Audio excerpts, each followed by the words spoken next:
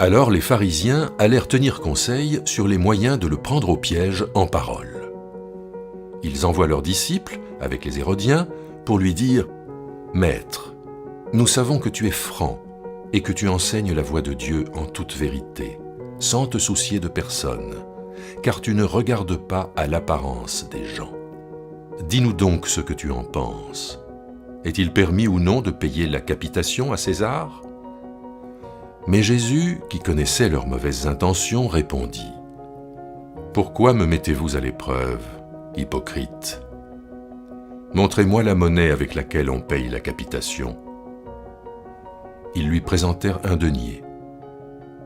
Il lui demande « De qui sont cette image et cette inscription ?»« De César, lui répondent-ils. » Alors il leur dit « Rendez donc à César ce qui est à César, et à Dieu ce qui est à Dieu. »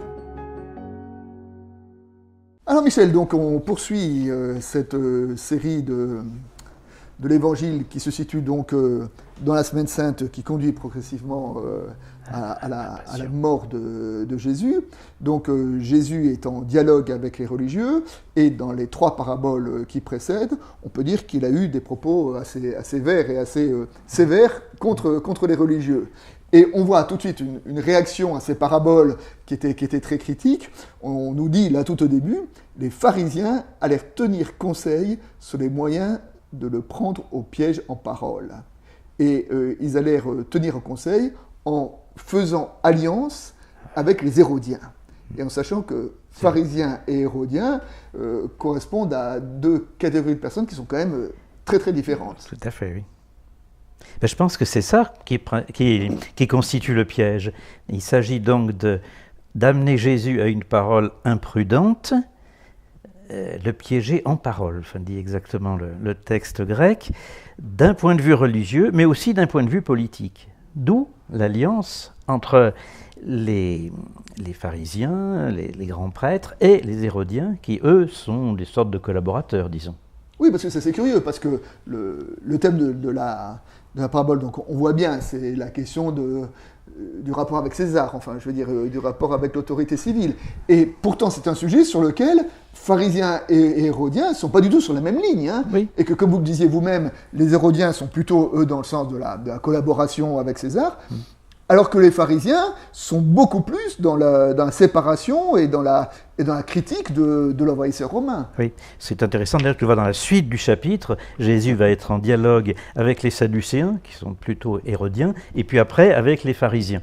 Mais alors effectivement, moi, je crois que ce qui fait la subtilité du piège, c'est que Jésus risque de se faire prendre dans ce piège, soit pour les raisons politiques, soit pour les raisons religieuses. En effet, s'il dit non, il ne faut pas payer le tribut à César, aussitôt, il se fait arrêter par l'armée d'occupation romaine comme un séditieux, comme un redoutable révolutionnaire. S'il dit oui, il va passer pour laxiste aux yeux des Juifs les plus fervents. Donc apparemment, il est coincé. Voilà. Et j'ajoute que le piège est d'autant plus subtil que les personnes qui présentent ce prétendu cas de conscience jouent les bons apôtres qui ont des cas de conscience, etc., qui louent la droiture de Jésus, etc., nous savons que tu es franc dans tout ce que tu dis, que tu enseignes le chemin de la vérité sans te laisser influencer, etc. Oui, mais là, il y a un peu de contradiction, parce qu'à la fois, ils disent ça, et à la fois, ils veulent le piéger. Si, effectivement, ils pensent ce qu'ils disent, c'est-à-dire qu'ils pensent que Jésus, effectivement, enseigne la voie de Dieu en toute vérité, et bien plutôt que le piéger, ils seraient plutôt à l'écoute de ce qu'ils veulent dire. Et donc, cette introduction, c'est de la pure hypocrisie, quoi. Oui, mais il le dit d'ailleurs, Jésus. Oui. Et il y a d'ailleurs, on va le voir dans un moment, une autre raison pour laquelle il les traite d'hypocrites. Oui. Alors voilà, donc on voit bien que là, on est dans une question, mais qui n'est pas une vraie question, qui est simplement une façon de... Un piège. Qui est un piège, et le piège, vous l'aviez bien présenté, donc Jésus est un peu coincé, parce qu'il dit il faut payer, à ce moment-là il passe pour un collaborateur, il dit il ne faut pas payer, il passe pour un séditieux. Donc là, il est enfermé il est dans une impasse. Dans une impasse. Et alors voilà, bon, Mais ils s'en tirent très bien. Alors, comment ils se sortent de cette impasse? Comment ils s'en tirent? Alors, justement, ils s'en tirent très bien, de façon à la fois astucieuse et ironique. Ça, c'est une chose moi, qui m'a beaucoup frappé. L'ironie de Jésus dans l'histoire. Il leur dit, montrez-moi la monnaie de l'impôt. Et apparemment, aussitôt, ses interlocuteurs sortent la pièce de sa poche. Oui. Or, si on y pense, une pièce d'un denier, elle est frappée de l'effigie de l'empereur romain qui s'est fait déifier. Autrement dit, c'est une idole. Donc, ils ont des graves cas de conscience pour savoir s'il faut payer ou pas, mais ils n'ont aucun cas de conscience pour avoir la monnaie romaine dans sa poche. Donc, je crois qu'il y a à la fois une astuce et puis quelque chose de très ironique. Et c'est peut-être pour ça qu'ils les traitent d'hypocrites, parce qu'en fait, ils n'ont aucun état d'âme, aucun cas de conscience. Ils posent la question alors que la question, elle est dans leur poche. Exactement, Hein? elle est dans la poche. Donc, dans un premier sens, Jésus ne répond pas, ou plutôt il répond, mais c'est vous qui répondez. Il faut payer parce que vous l'avez, la monnaie. Donc vous-même, vous êtes automatiquement, parce que vous avez dans la poche, en relation avec César. Oui. Et puis je crois qu'il faut dire quand même, là il y a quand même une parole de Jésus en disant, oui, il faut payer. Hein, et que c'est assez important parce que, bon, ce texte-là, on va y venir dans la suite de notre conversation. Bien sûr, ce qui est en jeu, c'est le lieu la tension entre Dieu et César. Hein, qu'est-ce qu'on doit à Dieu, qu'est-ce qu'on doit à César? Et il me semble que là, nous avons une première réponse, et nous avons une première réponse à une tentation religieuse, et la tentation religieuse qui est de se dire, a-t-on vraiment besoin de César? Finalement, nous pourrons être uniquement gouvernés par l'Église et que ce serait parfait. Et là, Jésus dit, non, il faut payer à César, vous avez de l'argent, et d'une certaine façon, Jésus laisse une place à César, laisse une place à l'autorité civile dans la marche du monde. Oui, et je crois que c'est souligné par le verbe qui est utilisé, c'est pas donner à César, c'est rendez. C'est-à-dire qu'on a une certaine dette à son égard. Et là, d'ailleurs, il y a quelque chose. Un jour, j'avais fait un peu un travail biblique et j'ai fait un peu une découverte, c'est de m'apercevoir que très souvent, pour ne pas dire systématiquement, les centurions, qui sont les représentants de César, sont vus avec bienveillance dans les Écritures. Et notamment, il y a 3 centurions, et même 4, qui jouent un rôle très positif. C'est le centurion dont le serviteur est malade, dont Jésus dit, même en Israël, je n'ai pas rencontré une si grande foi. C'est le centurion à la croix, qui a été le premier. Hein, l'évangile de Marc nous dit, voyons comment Jésus avait expiré, il a dit, vraiment cet homme est fils de Dieu. Donc il est le premier à associer le mot fils de Dieu à la croix. Ensuite, il y a le centurion Corneille, oui, dans les Actes. Dans les Actes des Apôtres, qui est le premier non-juif qui va recevoir le Saint-Esprit. Donc, il va être l'agent de ce qu'on appelle la Pentecôte des païens, qui sera vraiment le signe de cette ouverture de l'Évangile à l'universel. Et puis, on peut même ajouter le centurion à la fin des Actes des Apôtres, qui a protégé Paul de la lapidation. Je veux dire, Paul allait être lynché par les religieux de Jérusalem, et c'est un centurion romain qui lui a sauvé la vie.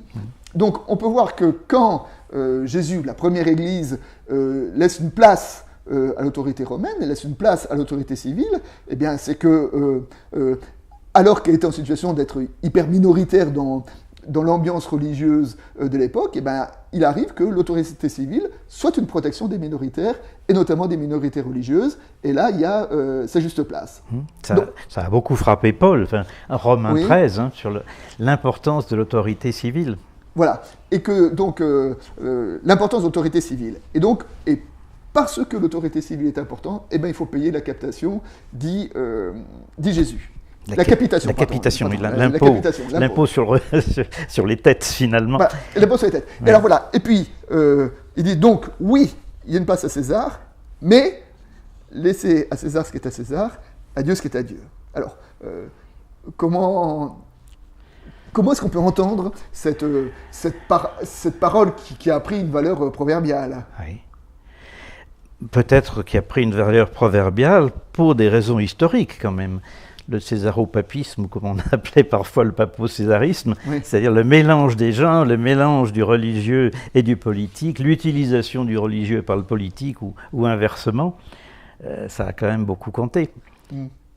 Mais là, voilà, on a évoqué en disant comment le domaine de César était important, et notamment pour protéger les minorités, parce que malheureusement dans l'histoire, on a bien vu que les religions laissées à elles-mêmes avaient plutôt tendance à devenir presque tyranniques, enfin je veux dire totalitaires, hein, total. Oui, tout à et que fait, donc oui. il y a besoin d'une autorité pour protection.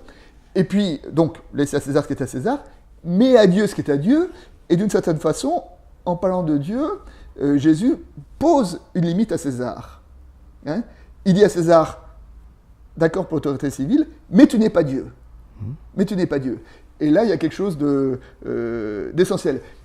Dans le livre de l'Exode, dans Exode 3, quand Dieu appelle Moïse, hein, et Dieu appelle Moïse et lui dit « Sois le libérateur de mon peuple », et Moïse dit « Je vais voir Pharaon, mais quel signe me donnes-tu que je serai, que c'est toi qui m'envoies ?»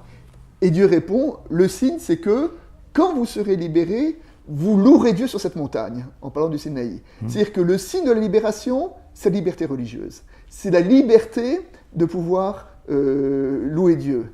Et dans ce texte-là, j'aime bien cette idée que la liberté religieuse est le signe d'une vraie liberté, d'une vraie libération.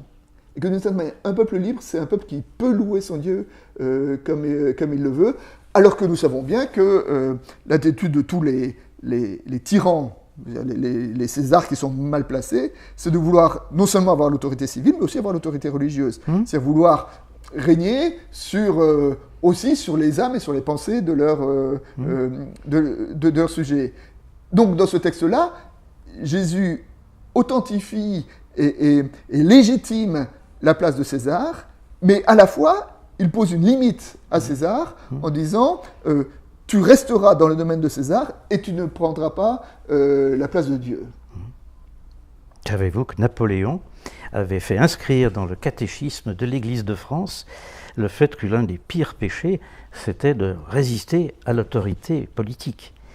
Et il avait même poussé le bouchon encore un peu plus loin en se découvrant un saint Napoléon qui est représenté dans certains vitraux, comme par hasard offerts aux églises par Napoléon III, son neveu, hein, un obscur soldat romain qui avait fait je ne sais quel bénéfice à l'église. Et en allant encore un petit peu plus loin, en décrétant que la Saint-Napoléon, ce serait le 15 août. On peut difficilement faire plus fort. Et bien voilà, comment donc la tentation de César est de toujours de prendre la place de Dieu. Et inversement. La tentation des papes, par exemple, c'était de prendre le pouvoir de César, politique. Voilà. Donc, quelque part, en marquant la juste place de l'un et de l'autre, hein, et donc ce n'est pas Dieu ou César, mais c'est Dieu et César, chacun à sa juste place. Oui. Et pour terminer, je voudrais vous faire partager cette réflexion de Gustave Thibon, qui disait « L'idolâtrie sociale donne tout à César, l'idolâtrie du moi lui donne rien, et la sainteté lui donne ce qui lui revient. » C'est que la sainteté, c'est de donner sa juste place à César et sa juste place à Dieu.